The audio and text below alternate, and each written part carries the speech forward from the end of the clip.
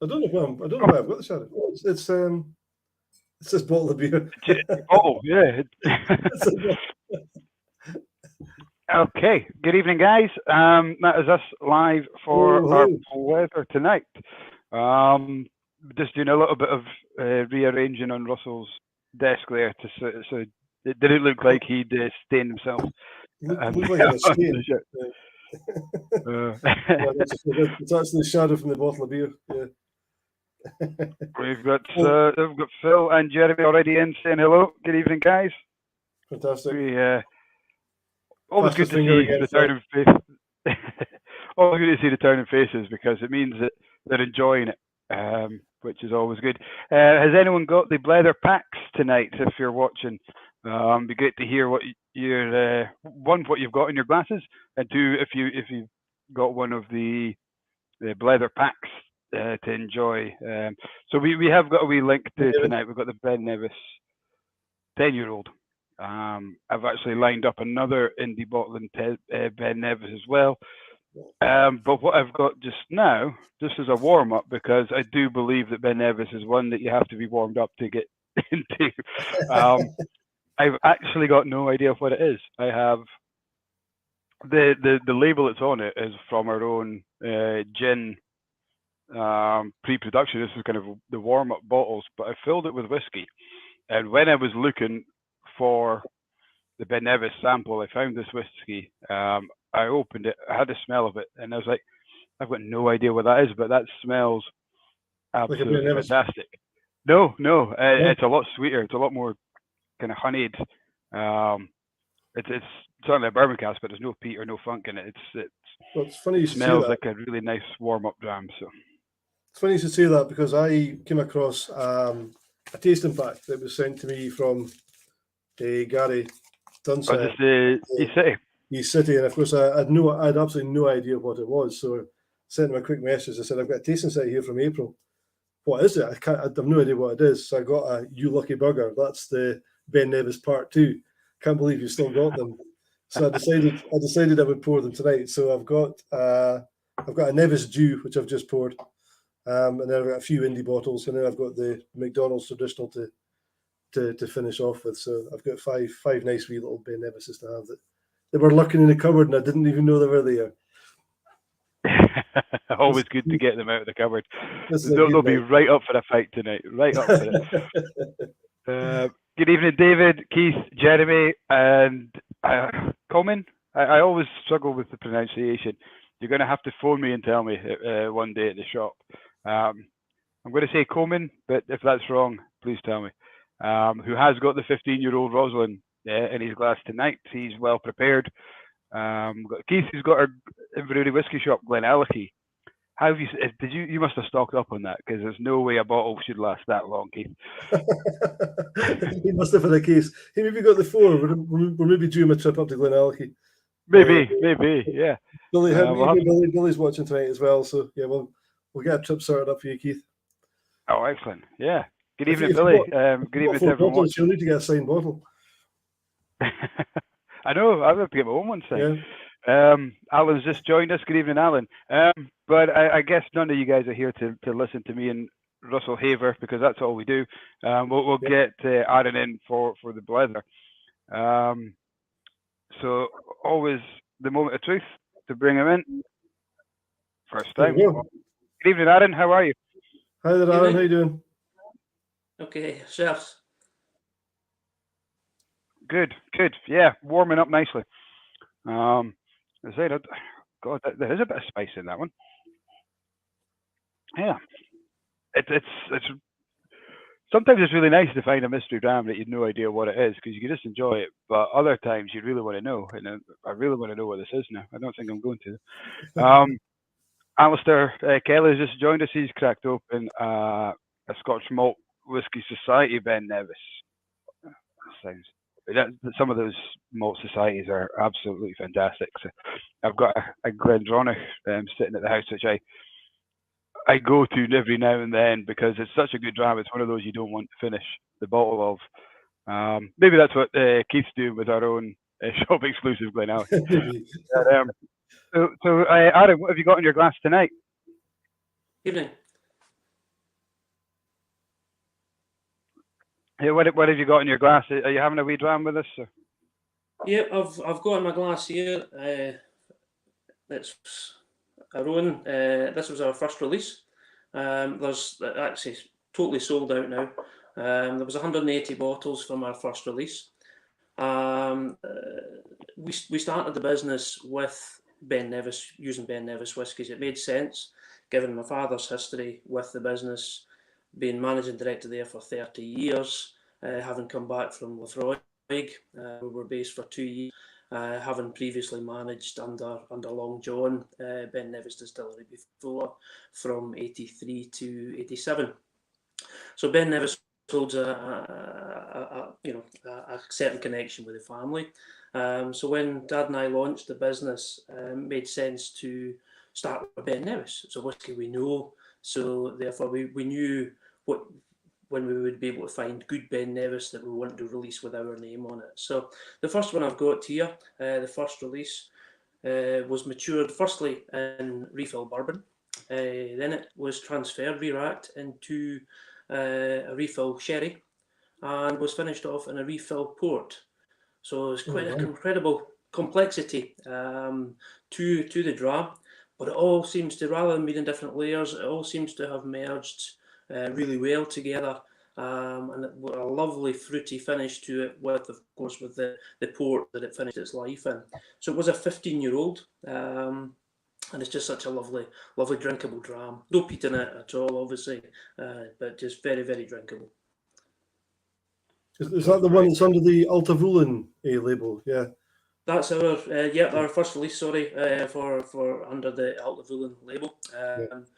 We've now had a further 15-year-old. This one was different to the one in the glass there, and that was just a straight bourbon. So it was matured 15 years bourbon. And the reason we chose that, this was probably the last whiskey that Dad was involved with us in selecting, prior to obviously his leaving, sadly. But he helped select that cask. And then the other interesting bit was the first release that we had here. He actually labelled bottle number 1 for us, so it holds a real true special place with us, that he was able to, because he was quite ill at the time, but he was able to label that bottle number 1. So it really means something. We started this as a family business. The family's important, family values and everything, and it's been that way throughout his whole working career, that family values and the way that he worked. So I'm keen to keep that going. So as I say, the second release, he helped choose it, and we chose it because it was bourbon only. Now, having been involved in personally some of the official bottlings from Ben Nevis, and Dad obviously in the majority through his 30-year career, the majority of official bottlings all had sherry in there in some shape or form. You know, you take the 10-year-old, there's a mix of sherry, bourbon. Even the batch number 1 that was released was sherry, bourbon, and red wine. So there's predominantly a lot of sherry in there. So to do a bourbon only for our second release was something a little bit different, and it's a much therefore lighter than the standard official bottle Ben Nevis, and it just makes it stand out as just a little bit different, and a beautiful light, sweet, obviously very vanilla forward, being bourbon based on. Again, 15 years, so a nice age of maturity to that. Yeah, absolutely. So what was it that made you want to start the indie business up, then the Roslin business? Had your dad actually retired from the Ben Nevis by this time? Yeah, well, basically, this was born out of my dad was to retire from Ben Nevis. This had happened a couple of times previously, but he says, well, no, I'm not ready to go. But I think this time when it was suggested to him from Nika that he should retire at 71 as he was, they probably thought, well, although he didn't really want to retire, I think he thought, well, it's probably about time. But he didn't want to leave the industry. That was his key. He still felt he had more to give. And that's why we chatted, we we registered the trademark, but to do so we had to form a business. So the business name was born basically from my mum and dad's house name, because it's the first part of my mum's name and the second part of dad's name, as he was affectionately known. Anyone that knows him knows his Sunday best name was Alexander, Alex W. Ross, but he went under Colin. That was what his mum wanted to call him, so he was affectionately known as Colin. Anyone that knew him as a friend, he was Colin to them. So the Lynn, Colin, and the Rose from Rosie. And because we needed a business name for our trademark, Roslin seemed to make sense. Yeah. That's what we went with. And obviously the cow in our logo, Dad was very fond of the Highland cattle. Anyone that's visited Ben Nevis will remember fondly the Highland cattle that used to be in the fields there. It was my father that brought them there as part of the whole visitor experience to see these Highland cattle. So it felt very appropriate to put the Highland cattle in our logo within a cask end. One interesting fact about the Highland cow, when we were designing that logo, we had it all drawn, and the guys then that were doing it digitally for us. The first effort, and now I didn't know there was a difference, but it had curly horns. And Dad said straight away, no, I can't have curly horns. That's a female. It has to be the male cow. Therefore, it was changed to have the male cow with the straighter horn on it. So that's what we ended up with. So. And is it? I read an article that two of the cows were called Ben and Nevis. Is that actually true, or What's that? Sorry. I read an article. Names, yeah. Were they Ben and Nevis? Yeah, the original two cows back. I can't remember when he first took cows in, but they were called Ben and Nevis. And then there was a third cow added, and it was actually a black-haired Highland cattle, and it was called Nika. So that was the three cows was Ben Nevis and Nika. And Nika, cool. Before we go to cows, just a quick question: do they enjoy a digestive biscuit? well, it's funny. Mum and Dad used to keep all the peelings from the soup and the vegetables and that at home. But their favourite delicacy was probably like fruit loaf and things like that were maybe left over and gone a bit stale. And they absolutely loved the sweet stuff. That really was. Yeah. I mean, obviously they got fed the proper food. Don't get me wrong, but Dad always used to go. And I reckon they knew the sound of his engine, because you could see him coming towards the fence when his car would drive up, and then he was out with his bag of goodies for them, pouring that over the fence. So yeah, it was nice. Yeah, they're clever animals, and they've got great memory, I think, because we quite often go up to Cardew as part of our tours, and there's cows outside in the field next to the distillery, and they're quite happy for us to go and feed them. So the first time I went, I'd seen another tour company do that, and the first time I went up, I went up to the fence, and they never came over, and they weren't coming over. And one of the lasses in the distillery kind of shouted out, "You have to wave your digestives at them." So sure enough, I held up the digestives biscuit and they kind of waved it over the fence. As soon as they saw that red packet, they were straight over. So they're like, we're not coming over for a pet. Oh, they weren't coming over just to say hello and have a pet. They wanted to be rewarded for it. So as soon as we give them the digestives, the incentive was there. They're very clever as well in the way that they could actually fish out, if you poured up the bag of scraps over, they could fish out the bits that they liked from the bits that they didn't. You just expect them to, when they're nosing down, picking up off the ground, that they'll just pick up everything. But there were certain things they didn't like, and they were left behind. They're quite. They've got their own social structure as well. That we noticed that the main one. Kind of the leader would always be first in line, get the lion's share of the biscuits, and quite aggressively pushing the others out of the way until they'd had their fill. So you kind of have to share it amongst the guys on the tour and say, I'll be here and I'll feed you.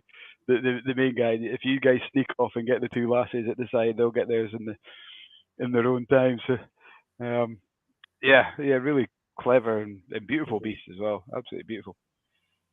Yeah, they're beautiful beasts, especially when they've had when their hair's nicely combed and that. But a lot of them don't like getting their hair combed. I'm It sure. can be an absolutely beautiful beast. Matter and stuff in there, absolutely. Yeah. But I mean, they're used to wild conditions. They're one of the only cattle that can live in some of the conditions that they can live in. On the rocks and things, and wild terrain, whereas other more domestic sort of cattle can't live in that sort of ground. Yeah. Absolutely. So how many releases has Roslin had out yet? Then is it? Yeah, at the moment we've just had the first two.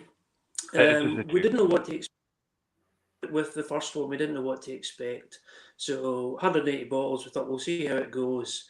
Little did we know it would sell out in about 6 to 8 weeks. We expected that we would have been trying to, because it was an unknown name, we're an unknown entity at that time. So we thought, it'll be a while, but 6 to 8 weeks, and that was it. Sold basically in entirety. So we weren't really ready with the follow-up to that. And then we had issues through COVID with glass supply. And I think that sort of, it grew and grew in terms of the glass issues. I think some of the gin producers were struggling to get their glass and everything. So we then eventually got glass and got that released. Meanwhile, working on a 30-year-old, which is next to come out. It's at Bottler at the moment.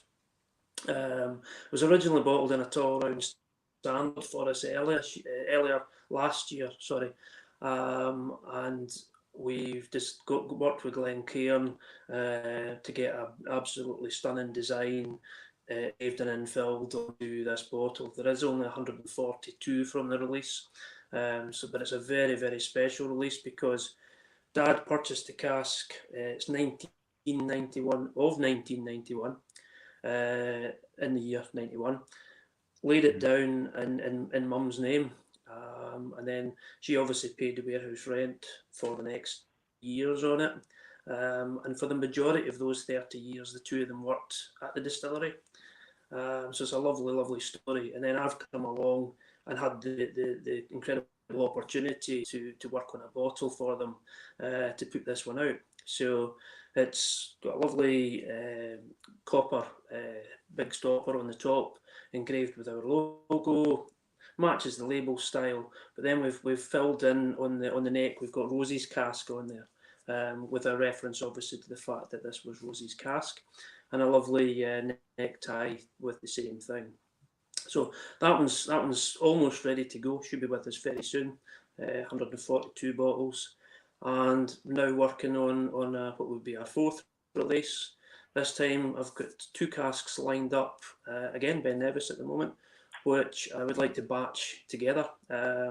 One being a red wine and the other being a bourbon, and it seems to work really, really well together. Rather than doing as further single casks, I think it works really well as a batch product. The flavour coming from it just incredible. So that's going to be a 12-year-old batch product for our first batch one. So, and then after that, see what else we can go and grab. Things are going very well for us in terms of repeat business, which is what you want, and that's why it was so important to start with a good whiskey to start with. Good whiskey and a fantastic backstory, and as much as it's really bittersweet for you, and the fact that not having Dad to kind of help and to share with that and kind of dealing with it, it's one of these things that touches a lot of other people as well. So it's nice, I guess, for people to be part of that with you and to support you along the way. And I suppose we've come along tonight to get to know you a lot better, but it's probably impossible to get to know you without hearing a bit about Dad and his impact on Ben Nevis and what it was like for you, growing up in that. Yeah, I mean it's been important. I mean, I talked about this earlier. My grandfather, basically, when my father came to working age, told him, because our family had a haulage business based in Fochabers. So he was told by his father, you're going into this business, go and find yourself something else to do. So basically made him go out there and find something for himself. And living in Fochabers, obviously, there's beautiful Speyside, incredible amount of distilleries there. So he went into the field of distilling, and obviously, grandfather being in the haulage industry, a lot of the work that they did was for the distilleries anyway. So he went into that industry, and then all years later, when it came to likes of myself, getting ready to leave school and think about what I was going to do, it was almost felt like it's a very similar conversation. Don't go into distilling, find something else to do. So I ended up full circle, and I ended up in logistics and haulage for about 20 odd years. Yeah. A lot of that time was spent working for the whisky industry as a service provider, whether it be raw materials in, finished goods out, bulk tankers, whatever, So did a lot of work for the whisky industry in some of the different companies that I'd worked for. But I don't know, there was always something latterly. I thought, I've done this for such a long time now, and then Dad suggested maybe what about the whisky industry, and I'd never really thought about it before. So at the time, he spoke to Nika and put my CV forward, and they said, well, get you in, but obviously you don't really know the industry, so we'll start off in the accounts side of things, which actually you think about it, you think, well, that's a strange place to start, but it's a fantastic place to start, because the accounts have got to know everything that's going on, really, because you're dealing with all the sales invoices, all the purchase invoices, everything, so you know the raw materials, everything that's going on. So it really was a good place to start. You get to know your customers through the sales side of it and everything as well. So it was great. And then I was very fortunate to work with him for 5 years, last 5 years. We travelled, went to different events, Whisky Lives. I remember the very first one, and all. I was a fish out of water. I really was at that. But you sink or swim. You've got to pick it up very quickly. To the point where I felt that I'd embraced it so well. I thoroughly enjoyed it. But when you think that you've grown up around distilleries all your life, you were born at Tormore, well, not born at Tormore itself, but grew up at Tormore for the first 11 years of your life. There's nothing around Tormore. You go to school at Antown, you're back to Tormore.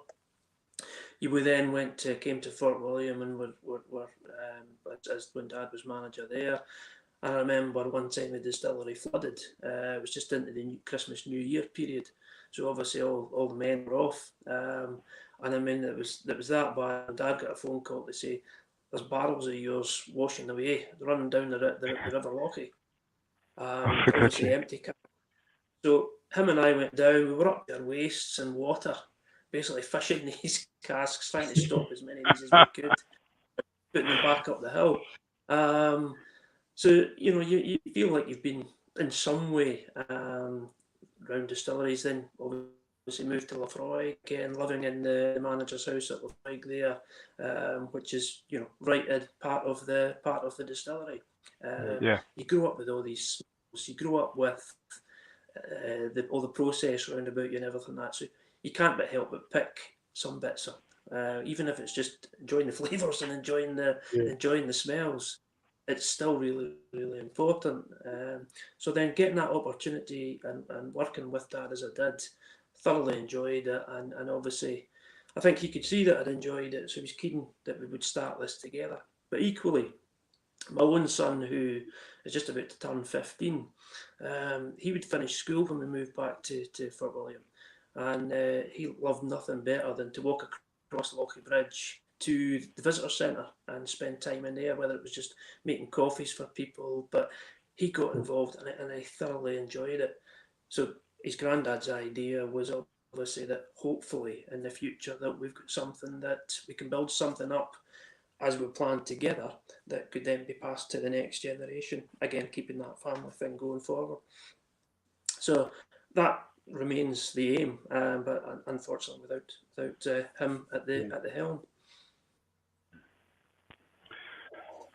It's quite fascinating just listening how you, because quite often we speak to people on the Blether, or we meet them on the tours or whatever, and we never find out how they got into whiskey. So that's one of the great things that we want to do in these Blethers, is get to know you. So very few stories kind of pull at the heartstrings quite as much, but but yeah, quite a lot. It's tough. It is tough, and but the main thing, was a really important thing. One of his ex-friends who was in the round table in Canton and Bay with came along to the funeral. The funeral was very difficult because it was under COVID, therefore there's all sorts of restrictions in place. I think it would have been, looking at the feedback that we saw on, like, so the funeral, the funeral service, the feedback on Facebook and things like that, I think it would have been absolutely huge. But given the restrictions, and anyway, knowing my dad, he didn't like pomp, he didn't like ceremony. He probably was quite happy that it was a much smaller affair. Everyone making a fuss. But one of the chaps from the round table was able to go, and the one thing he said, and it's remained with me ever since then. So every time I go to an event and I've got our whiskey with us to help try and promote, was he said that the spirit lives on. And it really, really does, because especially when we've got the first bottle there with us, I know that he labelled that bottle. It's got his signature on it. I've continued with his signature on the bottle, transferred it to the front as the founder of the business to give it pride of place on the front of the bottle. So his spirit does always live on. And I think that's just a great thing. He probably wouldn't have wanted that. As I say, he wasn't one for making a big fuss or anything like that, but I just think it's really, really important for anyone that knew him, knows that if we're putting his name to a whiskey, it's going to be a really, really good one. As I say, and continuing the fact that what this chap said to me about spirit living on, I think it's just a fantastic thing, and that's what keeps me going. Yeah, it's certainly one unique. It's a unique spirit. It's a unique industry and story in whiskey where you have that connection with the cask. If you've, the amount of guys who've worked in the industry maybe lay down a cask and never got to see it come to the bottle, or at the same time, maybe buying a bottle or tasting a whiskey and then thinking about anything that's been going on in the world or in their own lives since that cask got laid down. And I think it does make you have that connection. It could be with a cask, it could be with a bottle or something. Because we have so many people in the shop looking for a 21-year-old, a 1950, whatever it is. I don't think any other spirit has that connection with, emotionally as well. I would agree with you. I mean, I remember every customer that we had when we were at Ben Nevis, particularly the individual customers. Dad loved these sort of customers because they were the end user. They were the one, buying direct from you. And they're the ones that's really, really important. Everybody's really important, don't get me wrong, but you're dealing with the end user like that and he just loved that. And, you deal with that one sale just the same as you deal with, full pallets going out the door to another customer who's then potentially on for you. But one customer is the one person that's buying that normally for their own personal consumption. So really, really important. Yeah. Where do people? So you've got this new release, your third release coming up. Where or how can people access or buy that? At the moment, I've got like a pre-order list at the moment, and that's come about basically through us showing photographs of the design that's come from Glencairn when we've been out and out. And word of mouth is a great thing for spreading that. We've just recently put a contact page on our web on a web page. It's not a full website at the moment, but we've just launched a web page, so at least we've got all the contact details on there. We've been running the social media side of things on both Facebook and Twitter. Not Twitter, Facebook and Instagram for a period of time now, where we're letting people know about anything that we're doing. So it can be just simply by email or phone or messenger or anything. That's where a lot of the contact has come through to us. In Fort William itself, we've been retailing in the local woolen mill here. We've been retailing all our whisky products through there, including glassware. So we've been doing that at the moment in terms of retail, and I've had some pre-orders in terms of export orders for 30-year-old as well. Okay. Do you mind if I just in a quick jump onto the website? Do you mind if I pop up the email address and get anyone who's watching can inquire about it? No problem. I was just going to ask about the whole Ben Nevis thing, and I mean, I got into Ben Nevis a couple of years ago, and I quickly realised it wasn't hugely fashionable, if you like, but there is a absolute cult following of people who are die hard about it. Yeah. What do you think it is about the spirit that has that? I mean, it's a proper niche cult following that There's something about the spirit from Ben Nevis, and nobody that I've spoke to has ever been able to put their finger on exactly what that is. But it's quite unique, and it's quite instantly recognisable. I think if you were to do sort of blind tasting or nosing, the one thing that you would recognise, wouldn't matter which one it was, but you would instantly be able to tell Ben Nevis. There is something that's just a little bit unique about it. Whether some people say it's down to these big ugly stills that they've got there, but there's something there that just makes it instantly recognisable. In terms of the cult following part of it, we're aware that there's a Ben Nevis Appreciation Society out there. I know that many other whiskies have got their own appreciation society. My dad was really chuffed with that when he found out about it, because it's no affiliation to Ben Nevis whatsoever. It's a chap in Germany that started it up, and it had all these followers before my dad even found out about it. And he just thought this was incredible for something that he'd worked on for the 30 years. That here was this chap in Germany that had built this appreciation page to appreciate the whisky that was being produced there, and he just found that absolutely fantastic. But I think the short supply is maybe something that makes it a bit more cult. However, there are loads and loads of independents appearing, particularly from the year of 96, 97, because at that time I believe there was a lot of single casks sold to individuals as investments and such like. So there's quite a lot from the 96, 97 area coming out as independents. But the own bottlings, we ran out of 10. When I was there, we ran out of 10-year-old a couple of times, waiting on stock aging and things like that. So there was issues there as well. So I think that drove demand as well, but there are people who, once they get into Ben Nevis, and we've spoken to lots of different people, consumers, people in the industry, who, once they get into the taste of Ben Nevis, absolutely love it.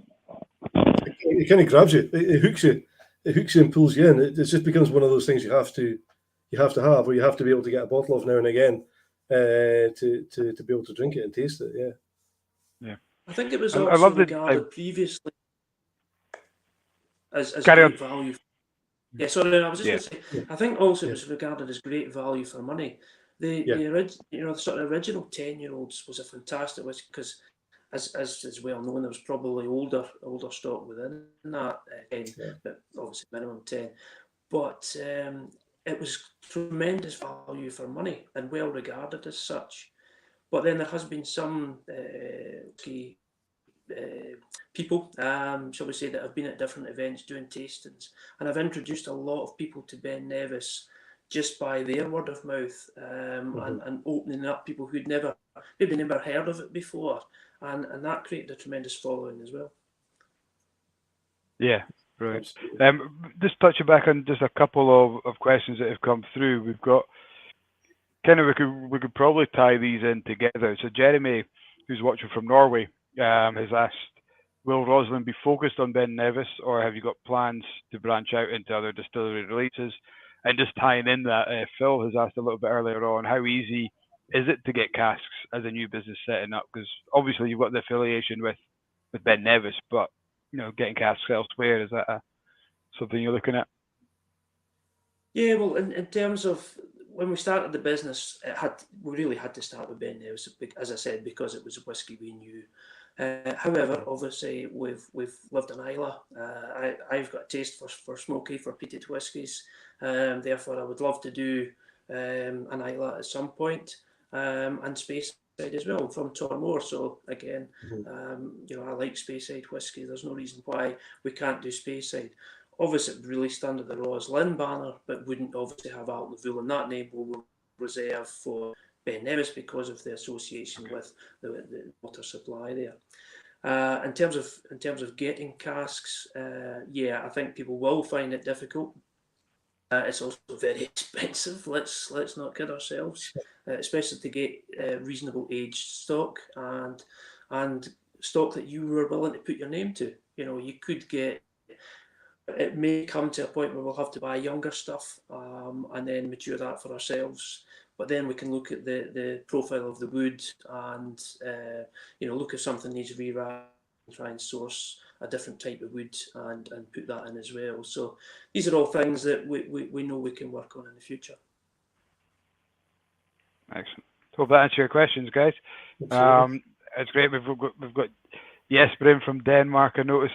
Torben from Germany as well. Torben from Germany. Yeah, we've got quite a few of the guys, and as you said, there was the German appreciation page that started up. So it's certainly a distillery that reaches across Europe and obviously globally as well. Is Roslin captured that as well? Do you have a lot of people that you're sending out to across Europe for the Roslin releases? We did send some bottles to Denmark. Again, my dad regarded a lot of the people in the industry, the distributors that he'd met in various countries, as friends. They'd spent a lot of time together building a working relationship that in a lot of ways did become a friendship. And now, if any of these people that he'd regarded as friends have been in contact, then I'll obviously try and supply where we've got supply. Single casks are obviously short supply anyway. We're limited numbers in terms of how many bottles from each release. So we did get some to Denmark, and we have had some to Italy. Italy we've worked with a partner friend in Italy to get some of both releases out there. We've got some going to Australia, and it looks like we're going to be getting some of the 30-year-old going to Germany as well. So we're working away trying to work with these, as I say, people that Dad had regarded as friends. We've been dealing with them for and spent a lot of time in their company, both at the distillery in Nevis and also in their countries, visiting them. Excellent. It's definitely one of these industries where I'm very new to the industry. Just the last couple of years, that was probably since Mike took me on board into my third year now, I guess. But I've been struck by. I was in the NHS before for 40 years, and I feel I've made more friends who want to help and tell me stuff in the 2 years I've been in this industry than in the 40 years I was in the NHS. I mean, don't get me wrong, I did make some friends, but there was a lot of competition about jobs and information and stuff like that, whereas people are so willing to share what they know in this industry. And it's just, for me, it's fantastic. The time you get to spend with people and stuff like that is just brilliant. I would agree wholeheartedly. Having been in the logistics industry, as I said, for 20 odd years, it's a very competitive industry, as is the whiskey industry. Don't get me wrong, but very competitive, and it's a service that you're providing. And if you no longer provide a service, somebody else is going to come along very quickly and take that job from you, and they're going to, in order to provide a better service, whether it be price, whatever. But within whiskey, you're right. You go to events, different things. People are willing to help you and assist you with different things. And it's one of the things I've found that, again, and I thank my father for the fact that I'm able to do it, is some of the contacts that the people that he's introduced me to in the last 5 years, I'm able to work with, and they're able to help and assist. And without that, it would be a really difficult industry to enter into without that. Yeah, without a door in, absolutely. Yeah, for sure. So yeah, Jesper, who's listening from Denmark, has just said he managed to get the first release from Milroy's. He says it's an absolutely stunning whiskey. I wish I'd kind of be aware of Roslin. we've all got bottle envy now, absolutely. I know, especially when you're describing the cask. It sounds phenomenal. I was lucky enough to be invited to the Ardent Spirit. So this is the Ben Nevis I've got, and this is for the guys who are doing the Blether pack sample. That's the one you've got there. It's a 58.7 fully matured in a bourbon cask. So these guys have got, I'm not sure how much I'm allowed to say. They have one or two casks of Ben Nevis sitting waiting to be released, and I was lucky enough to be asked to come up and select the first one to go out. So we sampled a couple of casks, and I was amazed at the difference. I shouldn't be surprised, because we talk about it all the time about the difference a cask makes to the whiskey. Yeah. But these were all within a year. You know, some were just this has just turned 10, some were coming on to 9 years old. So all within a year old. But the first one I tried was, as you say, we can always tell a Ben Nevis with the character of it. But this was an absolutely delicious whiskey, so sweet and so smooth and so kind of fruity. And I was like, this is a brilliant whiskey, but it's not a Ben Nevis. It doesn't have that unique kind of taste.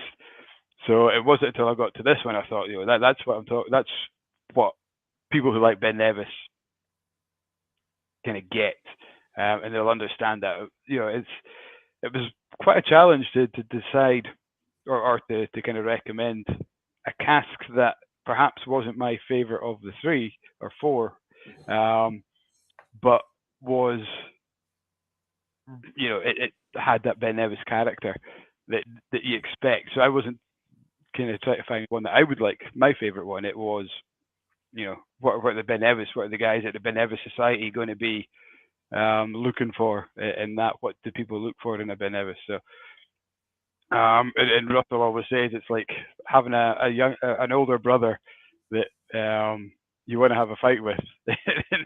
It's like, yeah, Ben Nevis gets you in a way. There's that kind of thing about it that's kind of enjoyable, where you're kind of involved with that kind of ruckus with your older brother, and it gets to that point where is it not as enjoyable as it was, but it still is. So there's that kind of element of a kind of, I don't know, a kind of wrestle that's just really enjoyable. It's maybe a bit more like playing rugby, where you really enjoy the kind of physicalness. I just think the challenge that Ben Nevis provides with you is just lovely. I think maybe that's a better analogy. It's that kind of rugby where you're enjoying the kind of physical aspect of it, and there's that kind of something about it. As you say, it's so hard to pin what's in there, and to me, it's not about the flavour; it's about the experience, which I really enjoy. Which I really, really enjoy. Yeah, it's maybe something similar to what Campbellton has, that kind of funk, but it's not that, but it's that kind of experience. It's a traditional whiskey. It's, you know, it's like the whiskey that your father used to drink, or your grandfather even. You know, it's what people's memories are of whiskey, and I think that's one of the characteristics that your people really enjoy from it. For sure, absolutely. I don't know if I'd have been picking one. I thought everybody else liked that, Dave. I think I'd have been picking the one I liked. But the thing is, I think. I mean, I don't know what it's like when. I mean, Aaron, you can get. I've never been in a position to be choosing casks as such. I mean, sometimes we do a little bit of that in the shop, but for your own business, do you find that you're trying to pick people for drinks that you think other people will like, or do you pick what you like, trusting that I like it, so other people will like this? Pretty much. It's first of all, it's important to have a good nose from the sample. So if the sample's got a good nose to me, irrespective, you know that it's pretty much should be bang on. Then on the sample, tasting the sample, I do base it on, yes, if it's something that I like, I know it's worth putting out, because some of the best Ben Nevises that I remember trying, that I did really like, and I knew that other people liked them from doing different tastings and things like that along with them. So I thought, well, hopefully that leaves me as a good judge of a good Ben Nevis. That if I like it myself, then I know that it should go down well. And thankfully, the first two I know have done very well, and I know that Rosie's cask is going to go down well. It's a fantastic whiskey as a 30-year-old, absolutely stunning. Sounds like it's going to be amazing. Everybody's commenting with they totally agree. A grown-ups whiskey. Torben saying it's special, and yeah, absolutely. Although also they measured his, it's a grown-up whiskey for non-grown-ups. I like that. We'll use that as a tagline. Yeah, that's your new slogan for Roslin: a grown-up whiskey for non-grown-ups. Oh, I think that's it exactly. To use that one, yeah. Maybe have to. I'm not sure about the non-grown-ups being old enough to drink the whiskey. I think it's the fact that we never grew up. I think that's probably more like it. Very true, very true.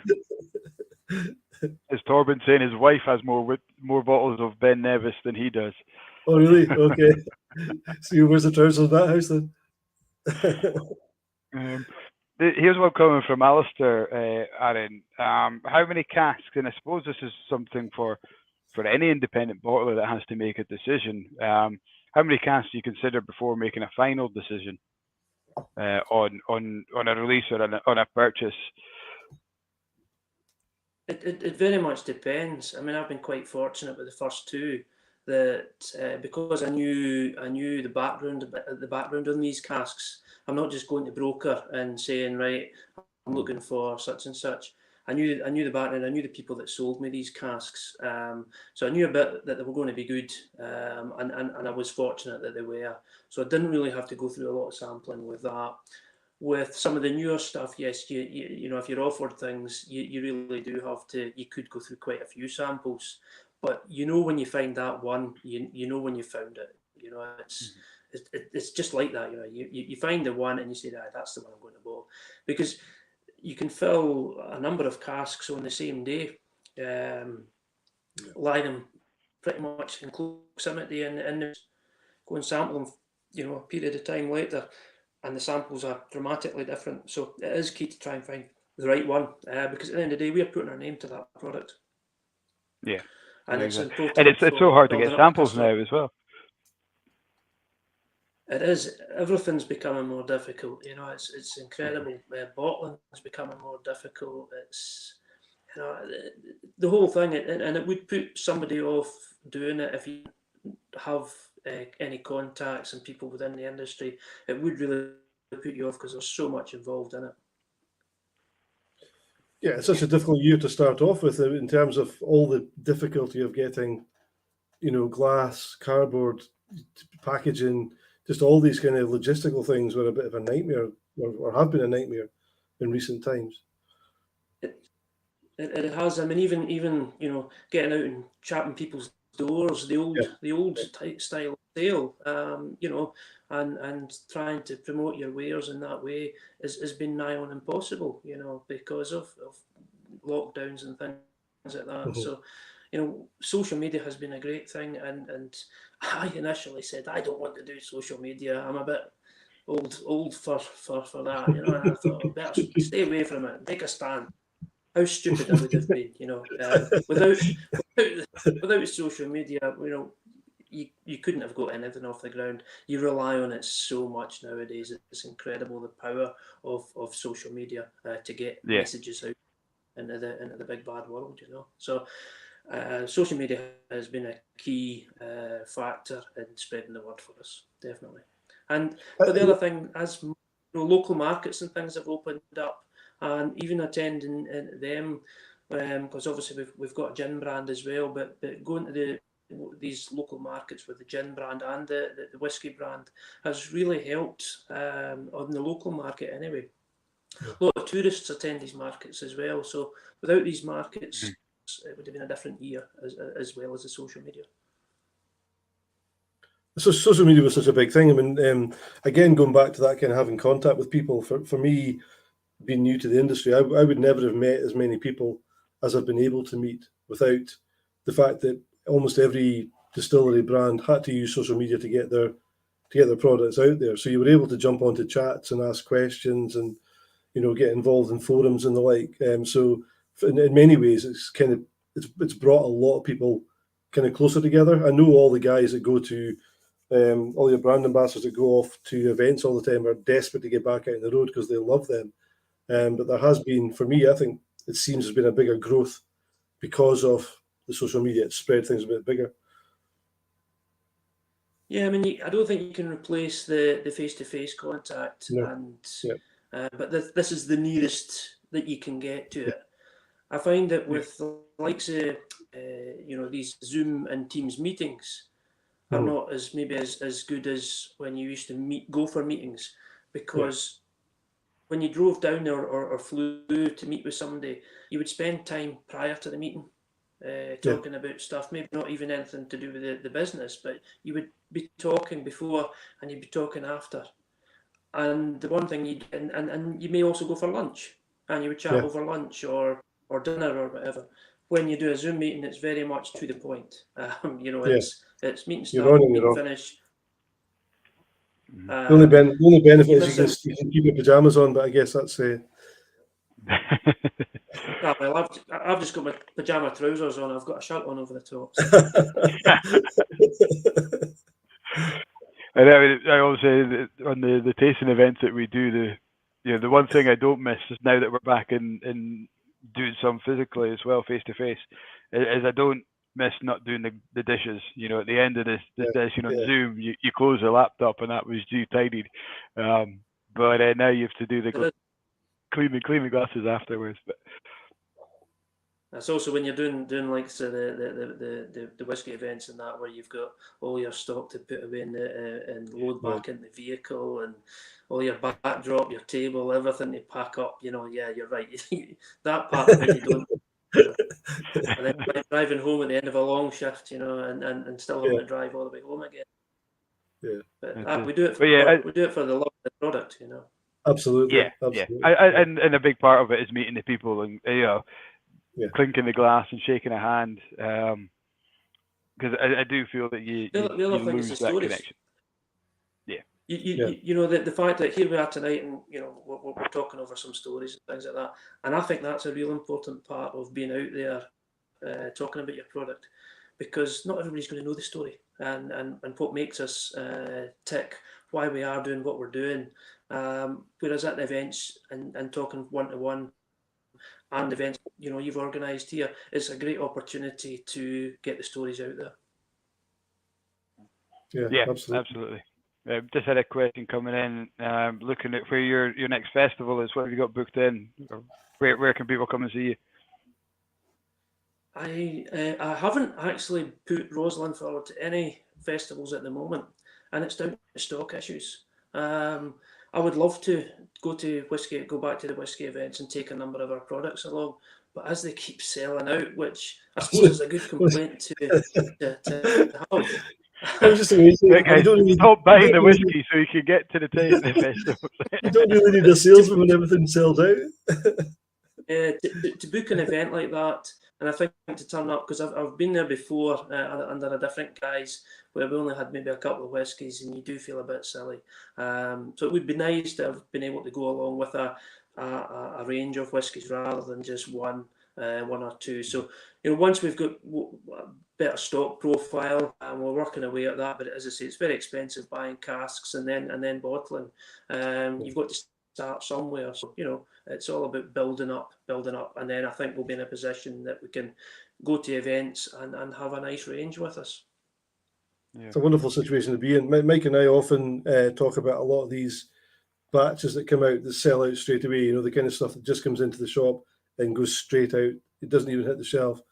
And you almost feel cheated because we don't have an opportunity to sell it, because we don't have to. It doesn't, nobody comes in and says, oh, what does that taste like? Because it's not there. It's on the shelf. Well, it's not even on the shelf. It's in the box, and then put it to other boxes and then off out to people online. And sometimes you feel a little bit cheated that you actually can't do the selling. But it's a nice position to be in, that all your stock's away and you're not having to sit on it. But sometimes you do like to sell a bottle as well. Why would you want to open one for tasting when you know that you could sell it if you don't open it for PR tasting, Well, it's Yeah. It's when you're opening more bottles to host tasting events than you are selling, you've maybe got a problem. You're still going to be there, like that's right. Yeah. And that kind of brings on to the question from Philip Dixon there. He's in, he's partial to a Glencoe. And what would you ever consider a one-off blend, or even maybe a core product blend as well? Because I know Lady of the Glen guys have just launched or are launching this month a blend, a small batch blend. It just kind of gives them that wider range of product to sell. Yeah, no, I would like to, because it's a different market than the single cask and even the single malt. So I would like to get into the blended market. I'm a great believer that blends are some fantastic whiskies within the blended market.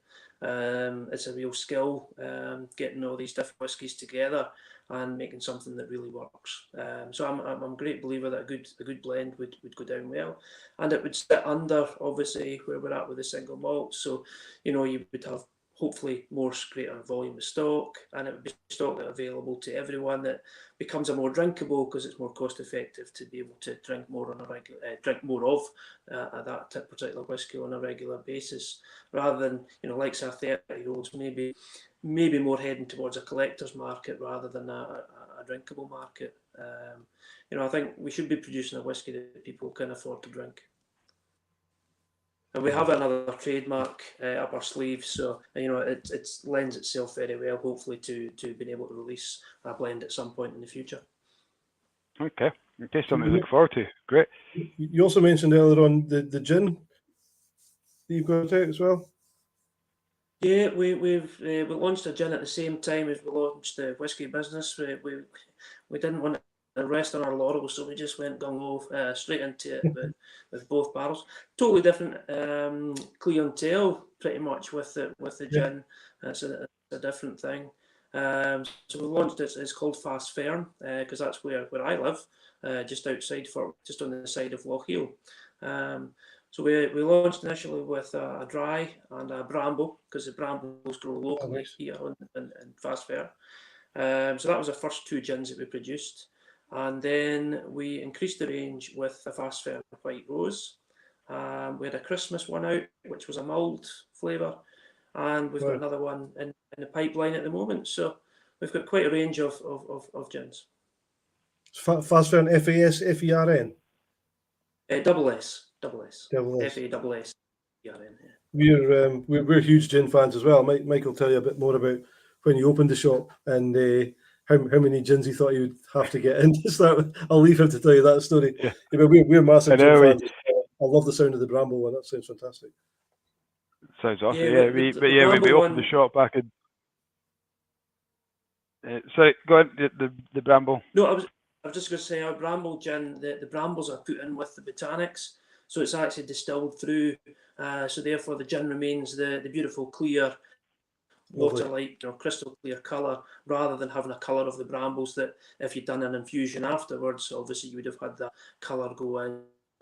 It wouldn't have worked with our bottle style, having a coloured liquid, but I was also made aware that the likes of the tannins and that would mean that the bottle would change colour over time. So I didn't really want to go down that route. Much prefer a gin that looks like a gin and it's nice and absolutely clear. And does it come across on the nose? There's a local one of the local ones to us that has raspberries as one of the botanicals. So again, the spirit's clear. It's not a raspberry gin, but when you open the bottle, the initial nose hits you is really beautiful. So does the same happen with the Bramble and your Bramble gin? Does it give you that hit of Bramble? Probably not quite as sweet as that and noticeable as the raspberry, but it's more noticeable on the palate. And it makes for a lovely. I mean, the summer sales of our Bramble gin were absolutely incredible, because in a tall gin glass with ice, tonic, and some fresh berries in there, it was such a refreshing flavour. It was unbelievable. You're making my mouth water.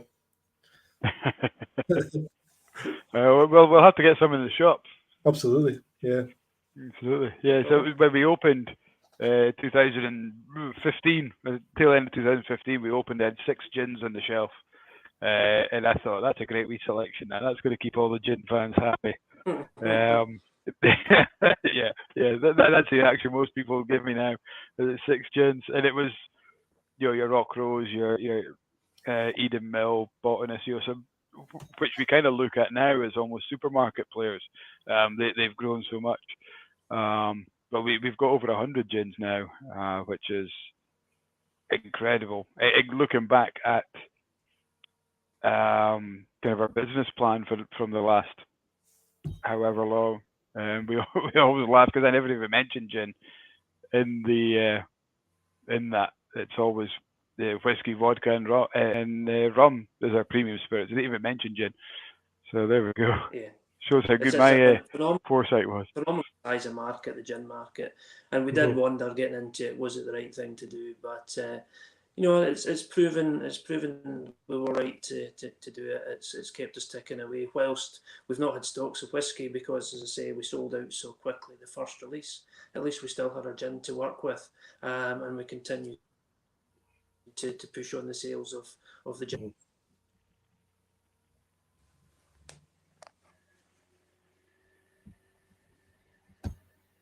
Everybody still there? Yep. I think I've just come back. Sorry. You just go just a wee absence there. I was talking to myself for a bit, I think. Told some great jokes, but none of you were laughing, so I must have been That's not true. They're not laughing, they're not even reacting. Their story fit up. Yeah, I've lost. I need to clarify, Darren. Mike's never tell a great joke, so that's. Cheers,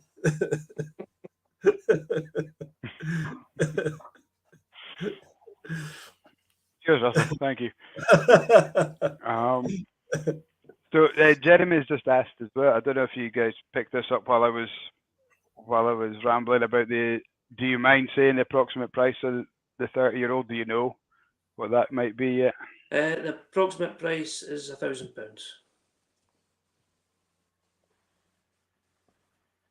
Okay, there we go. So if you're listening tonight, you'll get it for £999.99. That's right. There's a deal for you. That sounds like a bargain.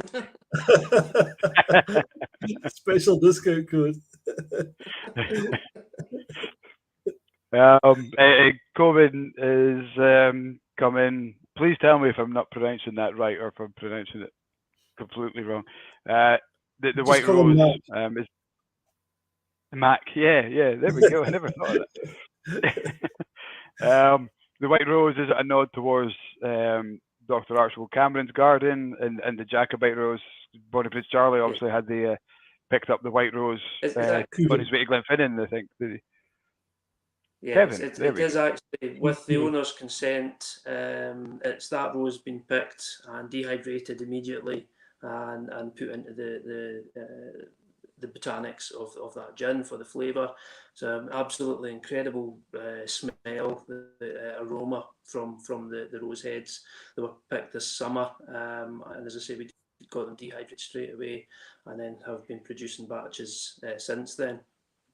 And it's alleged that was the White Rose that the Bonnie Prince plucked when he stayed at Fastfair and put in his hat to become the White Cockade, and obviously the symbol of the Jacobite.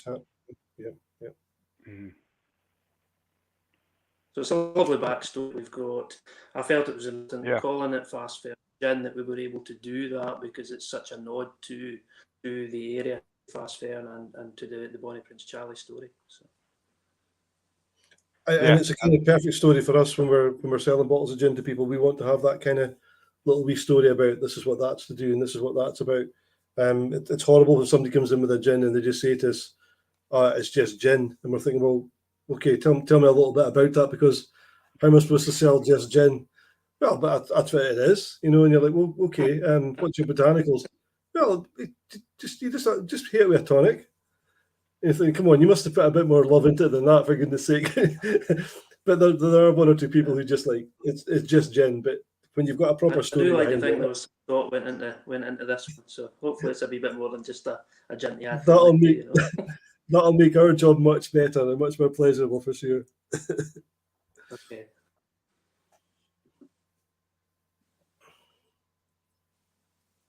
Headphones off, Mike.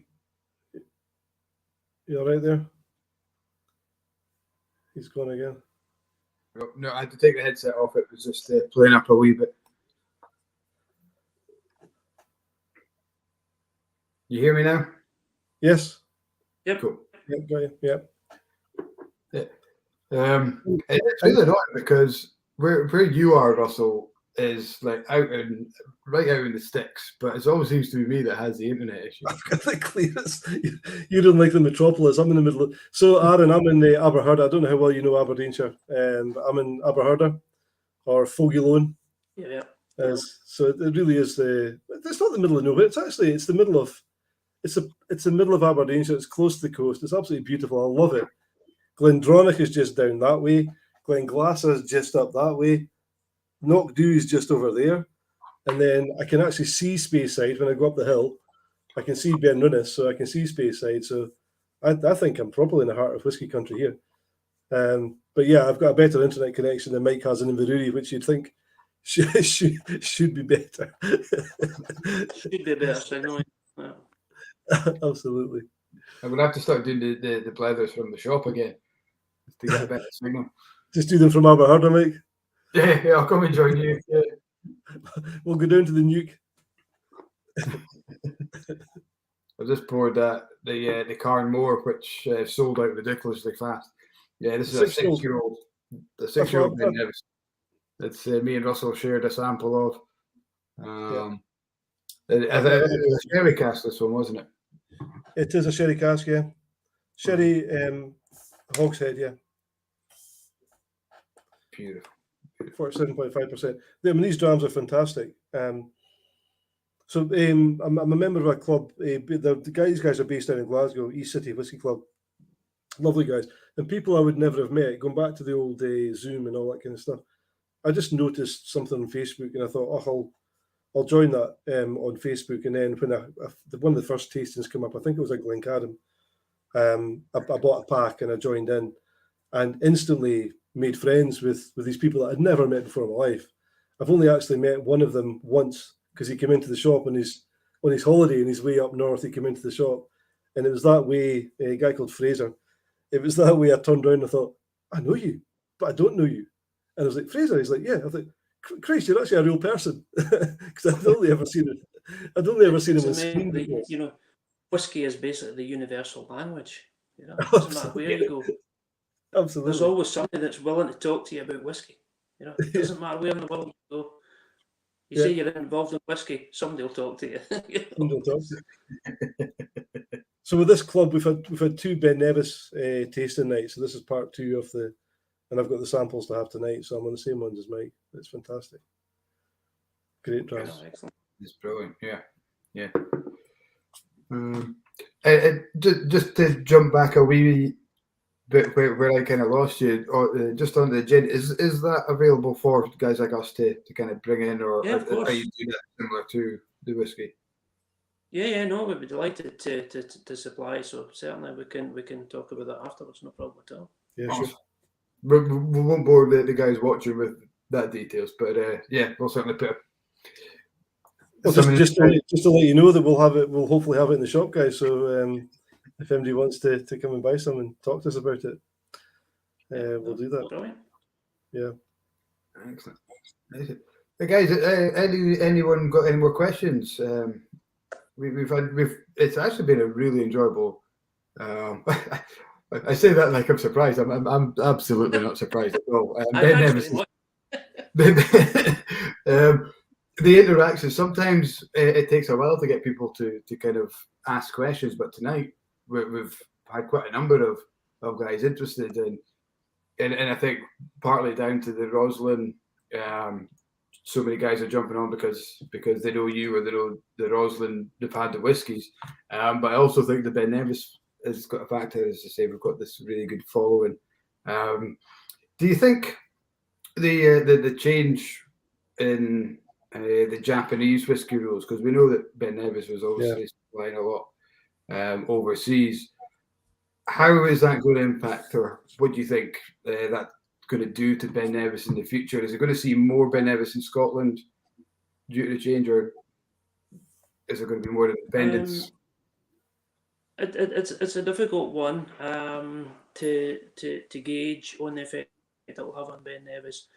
I mean, because I think, you know, in one way you could say, well, Japan wouldn't need the same supply of Ben Nevis because then it, you know, for it to remain as made in Japan, as made in Scotland, you know, for Scotch whisky. But on the other hand, as long as they say it's like an international blend or an international whisky and don't call it a Japanese whisky, there'll still be the same demand. So I think it'll be very similar, very status quo to the position that there is now. Whether they've upped production since I left the business, I don't know. But I would think that would have been one of the plans, would be to up the level of production to cover both the demand from Japan and also from you know the home market. But unfortunately, it's going to take 10 years anyway for that to come to fruition. Sure. Yeah, it's just one to kind of we'll all be keeping an eye on, because that I mean that's a massive change in Japanese legislation that we're just going to have to kind of have a look at. I'm just going to speak to Alan Moyer, who's asked a question about the Glencadam and the McMeera. Alan, you can enjoy them whenever you like. He's asking. So I'm not sure if you're aware, Aaron, we do what we call a Blether pack or a Blether box, where we send out 6 samples of whiskey to guys who buy the pack, and we allocate 1 for each of our guests. So our first week, I've gone back. Who do we have the first week? Ian McAllister. Ian McAllister. Ian McAllister. We had the Glen Scotia. Last week we had Nigel Large doing the Gale Gin. Yourself, we've selected a local producer of Ben Nevis, or local release of Ben Nevis.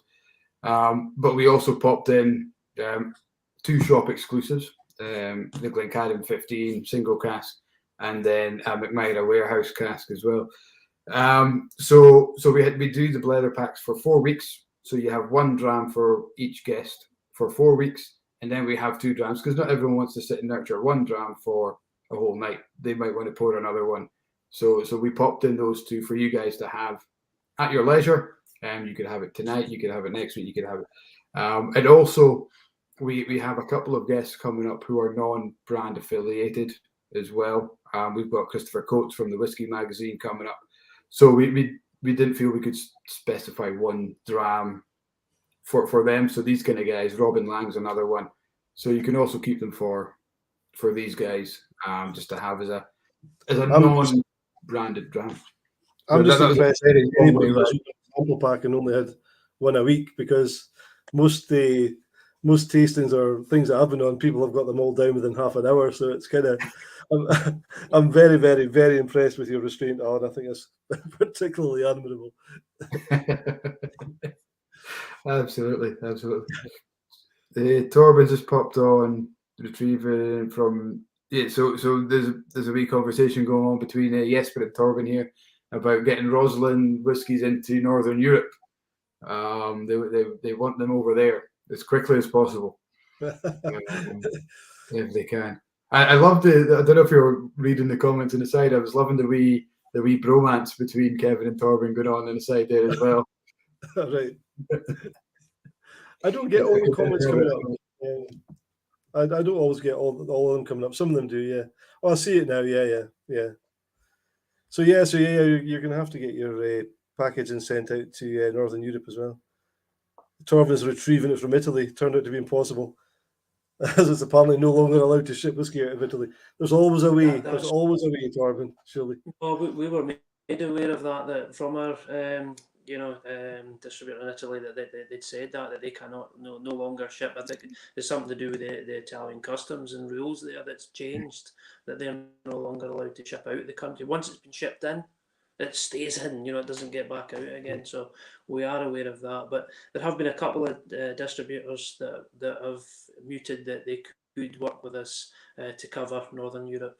But again, a lot of it's down to stock and having the ability to ship the volume of stock that they would require, so that it's not just a box here and a bottle there, because nobody's really getting any benefit from that. I did actually manage, and I put it on social media, I did actually manage to ship a bottle from ourselves all the way to Kuala Lumpur of the second release of Roslin, which I was really, really delighted with the fact that it eventually got there in one piece. So that was a tremendous story, and that was just one that we'd organised ourselves with one of the shipping companies to do the one bottle. So no, that was good. That was good that we were able to do that. Oh. Yeah, that's good. Good stuff. Jeremy's asking for Norway as well. So there's another one for you. Just fire in your list, guys. I don't mind doing a wee road trip, just dropping off bottles here and there. I'll happily go in a wee. I think that whiskey that Jeremy buys, he's cheaper flying back to the UK to pick them up than he is getting them shipped over. And even that's been so difficult of late as well. Everything's just kind of came to a stop that we would normally have done. So it's trying to build all these things back up again. Yeah, absolutely. And we rely so much. I mean, us living in Scotland would love if much more of the spirit was actually here, but that's not going to help the industry at all. We actually need it. We need it to go worldwide, because that's where all the money comes from. Unfortunately, we would love to be able to drink it all here, but that's not going to happen. So we'll have to get these markets up and running. Absolutely, yeah. Well, guys, that's us. We're kind of 16 minutes over our allocated hour. It's by far and away not the longest we've been on. I mean, Aaron, if you're happy to stick around and have another kind of wee chat, I don't know if you've got places to be or. No problem. No, it's no hassle. Yeah, well, we've got a reputation for sticking around far too long. Sometimes we're under strict instructions with some guests that they've got to be off after a certain period of time, so we need to kind of stick to that. But I think it was, I think Lady of the Glen, actually took the record in the end, and I think that was a concerted effort. So initially, Ian, the first time we spoke to Ian McAllister from Glen Scotia, we ended up being well over the 2 hours, and we never even realised. It was like, shit, okay. And I mean, it was well into Haver territory by that point. There was no Blether, it was proper havering. And then the following week, we had Ian Forteeth from Glencadam, and he decided he wanted to beat it, so we stayed on even longer.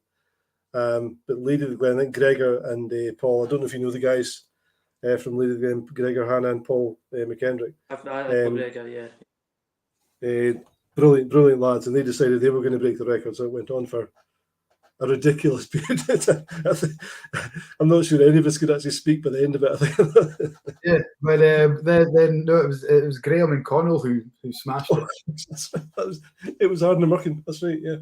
Yeah. We had a great chat with it. I think Lady of the Glen broke the record after when we logged off. We sat and spoke to them for maybe a good 2 hours afterwards. Yeah. But so for the chat, Connell McKenzie from Iron American was coming on, and he unfortunately wasn't well, so Graham came in. Graham Mackay jumped in to kind of to substitute and chat, and just at the end we were just kind of wrapping up, and we had Connell appear in the wee screen below in the green room. We're like, oh, Connell's here, let's put one. He was sitting watching it, and he thought, I'm just going to go on because I'm enjoying listening, or I'm just in the mood now. So we basically doubled what we'd done again, but with Connell involved. and I'm not saying that we want you to be a record breaker at all tonight. No, not at all. I've got no chance. Great question. I'm looking at my battery percentage, and I've got no chance of staying on. I'm afraid I'll need to leave the record to somebody else. We can maybe try that the next time. Yeah. Oh, we're almost up to We're going at Loch Harbour speed here. That was actually a question. So one of the guys did say, where are you based? So you're based just outside Fort William, yeah? Just outside Fort William. That's where we're based at the moment. And it's watch this space. Once we consolidate what we're doing and look at plans for the future and growth plans, whether that means moving into some form of premises so we can do our own thing. It's all future plans. Production could be another we think about doing going well. So a number of different options open to us. unfortunately, all of these require a lot of investment. So it's build up towards it, and see where we go. Absolutely. A couple of good questions. One from Alan. What is the biggest hurdle setting up an independent bottling business? It's like everything else. It's customers. There's you really almost have to have customers ready and people ready, because you can have any finished good, you can produce any finished good, but without people buying it, it's not worth it. So there's always that part to it, is if you've got an end consumer there that's going to buy your product, then that gives you a really good head start to actually work it back the way, and then come up with the product that you're going to be able to sell. So it's almost like the wrong way around, but it works, and it has certainly worked for us. There are so many different ways, of course, that you've got to adhere to and everything, as well as we well know. That, but the other thing is supply. So you've got customers at one end, but you've got the supply of cask. And the other thing for setting up as an independent is working with a bottler who's going to be able to bottle single casks. There are some newer independent ones set up who have set up specifically for single cask, but in the past it was very, very difficult to get single casks bottled, because let's face it, it's a lot of work to do single casks, clearing out lines every time that you've finished one before moving on, and setting your machine up for the different bottles, different labels. So getting single casks bottled isn't always that easy either. Yeah. That's a really interesting insight, because it's one of these things I hadn't actually thought about. Is actually, because we on a much, much smaller scale, we put out sample packs, and when you're pouring, all you're using is a syringe to fill a hole, but you've then got to clear everything before you start on the next dram. And that's a small scale, but if you're doing a bottling, you've got to clean a whole plant before you then go on to the next cask. So I hadn't actually dawned on me that is a proper scutter, for want of a better word. Yeah. Mm-hmm. And it also makes it more expensive. To bottle a single cask, because it's a short run. A couple of hundred bottles. A lot of them can be hand labels as well. So there's that cost implication to that as well. But you've also got to design your labels. You've got to have your labels verified to ensure that they're compliant. There's all these sorts of things that you for somebody just to I'm just going to go into it and do it is very difficult. It does help if you've got some previous experience. And obviously you've got to pay for design. That's one of the things you'd have to do. Do you have to pay for compliance? You've got to ensure that your labels are verified. Do you have to pay for that? Do you have to pay for that process to be checked? It's can be part of the bottling process. So the bottler would actually cover that in terms of submitting that to HMRC to ensure that. I think it depends on the bottler, doesn't it? If they would charge or not. So for example, we do shop exclusive bottles where we do our own labels, but we buy these casks from an independent bottler, so that's part of their fee. I think a lot of them absorb the fee anyway, because they know that they can't sell the whiskey if they don't have the label. So, but if you're doing it on your own. But I guess it goes back to the community of whiskey, and I'm pretty sure at any time if you said you took the label to the guys at Ben Nevis or at any independent bottler, you say, could you just have a look? Do you think that would be okay? And you would get that feedback, say, well, you would probably have to change that, or you might get with that. I think there's enough guys in the industry who would be able to kind of help you out there without charging you. They'll maybe ask for a dram in the bar afterwards, but that would be that's fair enough. That's fair enough. But, I love this question from Alistair. Normally ask. So just swerving away from Ben Nevis or from Roslin, what other drams do you like to sit down with? What other favourite whiskies do you have? I do like Laphroaig. I've got a penchant for Laphroaig. It's again similar in a way to Ben Nevis in the fact that it's instantly recognisable. It's one of these for all the peated ones that there are on Isle of Lafroig just jumps out straight away, and it's people have often described it as either like it or you hate it. You know, it's Marmite. like that. Yeah. But I do like Lafroig. Again, I think it's part of my childhood that I've absorbed the sort of the smells from the kiln room whilst living there, because living on site, it was a different era. Health and safety wasn't quite the same in the way that you were wander about, but you were round about the place, and I was in Lafroig Bay all the time with my dog and that kind of thing. So I just think you absorb the flavours that's round about you at the time. So I do like a Lafroig from time to time. But again, it's all about taste, and the wonderful thing about whiskey is the sheer differences that there are. You take one whiskey and it changes by the maturation, the way it's matured, the age, the type of finish that's on it. So it doesn't matter what whiskey you go to, you can normally find one within the range that you'll like, because it's got a different finish to it, or it's been within a different cask. So it's a great industry, and it's a great product where it's great to talk about it. And the other thing I always find that one of the best whiskies you'll ever enjoy can be on a fantastic night that you've had in company with people. Yeah. Either just sitting around, you're all enjoying that whiskey, and you think it's absolutely fantastic. You try it again the next time without all that company, you think this isn't the same whiskey; it's something different. Because the reason that the effect that atmosphere and a bit of crack, good crack, has on the flavour of a whiskey. It really is. We had a great chat with Charlie McLean. Yeah. Russell tells the story better than I do, but just before we go on to that one, Jesper, who's asking about the labels, what's the story behind your design? Yes, Jesper, if you go back to if you watch the video again, we cover all that at the start of the Blether, so you maybe just missed that, but have a wee look back and we will tell you about that. So there's an excuse to go back and listen to us waffle all over again.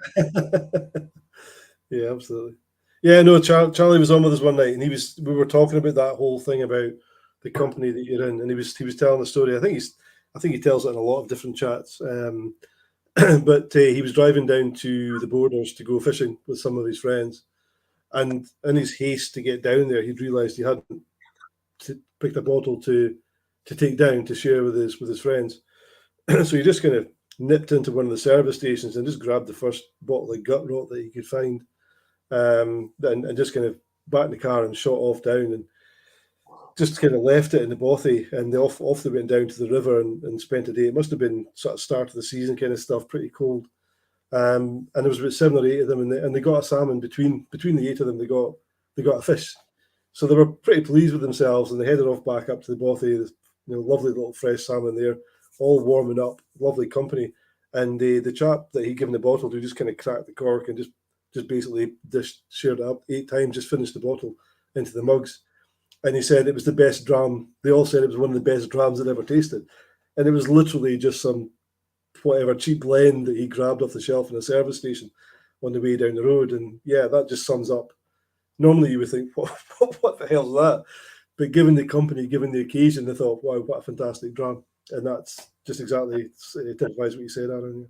Yeah. I think there's probably the subliminal as well that Charlie McLean knows his whiskey. He's not going to come out. Well, there's maybe a bit with that. He's a 30-year-old Ben Nevis or something like that. This is going to be a £1,000 bottle because I mean, even himself, he loves to drink a cheap blend as a wee dram. So yeah, there's certainly horses for courses when it comes to it. Oh, absolutely, fantastic. Yeah. Yeah. Okay. So yeah, I think Aaron, if you're happy, we will definitely do a round 2, maybe at a later date. Yep. And very keen on getting in the gin. I would love to get. For goodness sake, yeah, that sounds absolutely fantastic. Yeah. But I understand that demand is outstripping supply with you guys at the moment. So we'll maybe put a pin in that one until you maybe got some larger releases, or maybe get a blend involved or something like that. But to the guys at home, thanks very much. Jesper, just highlighting there, you don't have had to join in from the start. You can watch these videos back on our YouTube or on our Facebook pages. So if you think you might have missed anything, please watch again. Spread the word of Roslin without doubt, because the more people demanding it, the more casks that Aaron will have to buy. Thanks for your time. It's been good. Well, not at all. Thanks for coming along. Thanks for telling us the story. It's been really interesting hearing about just the whole family connection as well. Love to get to know more about that as well, and just hear more about you, and hopefully get up and share a dram and spend a bit of time. It'd be good. No, that would be good. Look forward to it. Yeah. Me and the wife are coming up the end of March, so we'll try and swing past and say hello. We're up to Mallaig and then over to Skye. So I've only got 3 distilleries, so it would be lovely to add something else into the mix. Yeah, well, we're on the road to Mallaig, so if you're passing by, certainly give us a shout and we'll get you. If it's not a drama, it'll at least be a coffee, depending on if you're driving, So I'll drive the first half of the trip, and that. Tony can drive the second half. Yeah. Well, Aaron, again, thanks very much for giving up your time tonight to have a chat with us. Thanks to everyone at home for watching. It's been a great chat. I've really enjoyed it, and admittedly being not too familiar with the Roslin and all your links to Ben Nevis and Freud and Tormore and all that. It's been absolutely. Well, we never even touched on Tormore, which is so we'll need to do that next time, because that's another favourite of another kind of niche. That's a whole other thing, isn't it? A lovely little dram. Tormore's fantastic. Another one that's not that well known either. That's the other thing absolutely. About Tormore. Absolutely. Because it's when you pass quite often, you think, "Oh, I would love to get in there," but they won't let you. That's a beautiful building. Everything, all the houses and everything, just fantastic, just beautiful. Yeah, no, I mean when that was built, the way it was designed and everything was just absolutely incredible at the time, and it stood the test of time. And that's the one. It still looks as beautiful. Okay, the pond out the front's not quite as beautiful looking as it once did, but it really has stood the test of time, that design. Awesome. Well, that's a great excuse to come back in. We'll absolutely. Of Aaron Ross next time. We'll do the space side part. Yeah, absolutely. Excellent. Yeah, Thank you, guys. Thank you very much. Just before we head off, guys, there's 1 or 2 people still there. So next week, I think we've got Alistair Day from Rassy. I don't know if any of the crew are joining. I thought maybe Callum and Scott were possibly joining as well. So maybe more than just Alistair. So, but yeah, we'll be able to talk Rassy next week. So please come along again and join in, and we'll hopefully see you again then. If you've got the Blether pack, that is we're actually going back further than Rassy to the Tweedale Alistair set up, the Tweedale blend. So we've got a 28-year-old in your pack there. And also, if you go online tomorrow, the Ben Nevis will still be available, but the first 2 drams will change for our guests who are joining us in March. So it'll be a brand new leather pucks. If that pack new trip. Yeah. That's part of the next, isn't it? That was easy for you to say. Cheers, Aaron. Thanks very much, Aaron. And cheers, guys. Thanks for joining us again. Have a great Thank you,